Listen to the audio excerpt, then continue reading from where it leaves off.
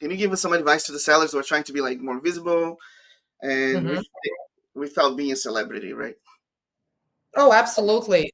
You don't need to be a celebrity. You just need to be the expert that you are and talk Mm, about the stuff that you know, but in a very consistent, strategic way if you want to get the attention of those people you want. It's not about, attracting too many followers, thousands of them, or like source a lot of likes or what have you in terms of engagement to your posts. It's about being visible and kind of shown to the same people over and over and over again that you want. Again, mm, it's very strategic, it's very targeted.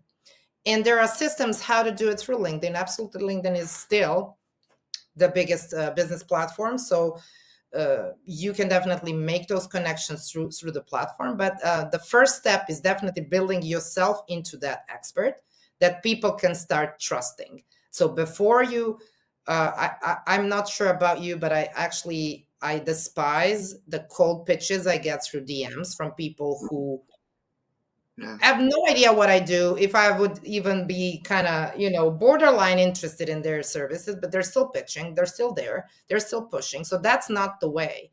There are Mm, many, many other, tactics to use. There are a lot of social selling programs out there. There are some employee advocacy, for example, even tools and programs to use. I actually developed some of my own for oh, many, yeah, for a nice. mini, let's call it a mini employee advocacy program. I called it the authority team building. Oh, And it's about actually training a little brand ambassador team within a company. So let's say leadership who is kind of out there actually making those business connections, trying to, make new business and land new deals and make expand their connection and networks.